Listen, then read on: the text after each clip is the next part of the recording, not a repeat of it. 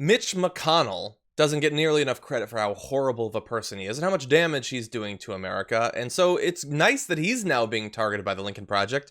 Take a look. What will history say about Mitch McConnell? Well, he spent most of his time making deals for himself, not so much for Kentucky. Mitch didn't have money when he went to Washington 35 years ago. Today, he's one of the richest guys up there. Rich Mitch has a nice ring to it. So what did Kentucky get in the bargain? Well, we're 40th in job opportunity, 45th in education, 43rd in health care. Getting the picture? After 35 years, Kentuckians are still waiting for the kinds of opportunities Mitch worked so hard to give himself. With another 6 years of Mitch McConnell, from the holler to the horse farm, we'll still be waiting. And Mitch, he'll just be richer. So what will history say about Mitch McConnell? The same thing many Kentuckians say now. Not a damn thing.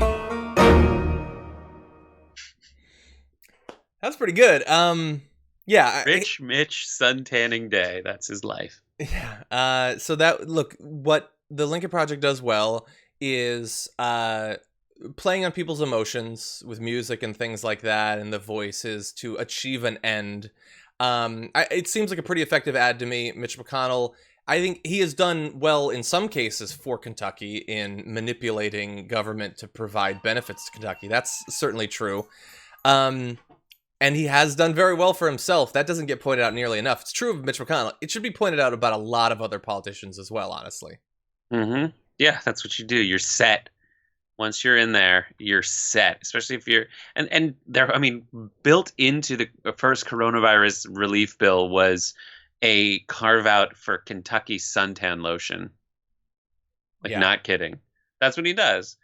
And I do like the ADR they did, which is usually when you're watching like a TV show and like the quality of the sound changes and you're like, they went in later and put the volume in. They did a different recording session and they couldn't match the audio perfectly. And the one they did ADR on for this was from the holler to the horse farm. I did notice that as well. And it's like, I think we need to be more colloquial. We're not selling it with the voice and the music. Dude, like, and in that, like, it's terrible, but I respect it. This is all coming from the Lincoln Project, which is itself just a wanton disregard for history and an attempt to rewrite it. Like, they call themselves the Lincoln Project because they called themselves the party of Lincoln.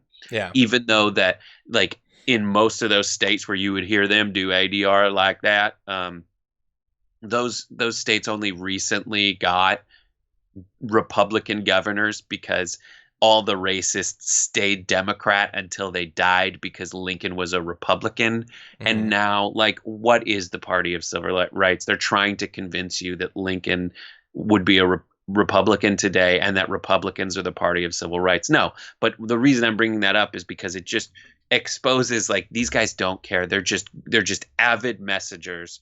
And in this situation, the message lines up with mine and I'm fine with it. Yeah.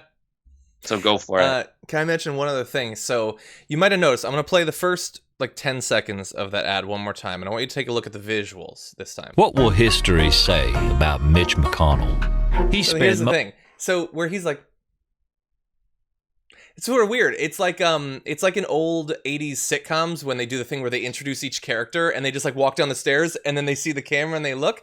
And if you're new to American politics, you might wonder, where did they get that video? Why would that even exist? And there's a couple instances of that in the video. Brett, do you remember what I'm talking about, where those came from?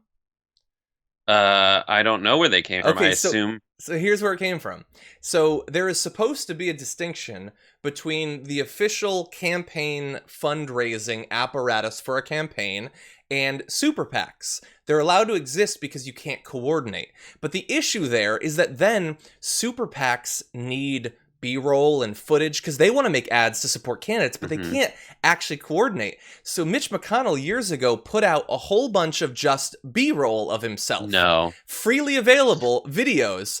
And it spawned this mocking thing on social media called McConnelling, which was that people would film themselves just looking at the camera so that then the super PACs could use that. And it's not coordinated. because it's all freely available. Wow. But that also means that all the attack ads against you get to use that ridiculous, stupid grin on your face against you, you idiot. For me, it looks Anyway, like the beginning of Big Brother, where they're like all the people in the house are like road rules. It's like, hey, my name's Mitch, and I'm a stuffy legislator from Kentucky. I get my own room because my farts smell bad. Oh, geez. What do they feed turtles?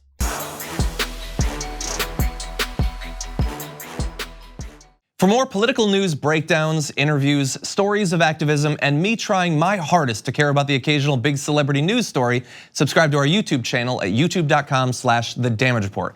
And you can ring the bell wherever it is so you don't miss anything.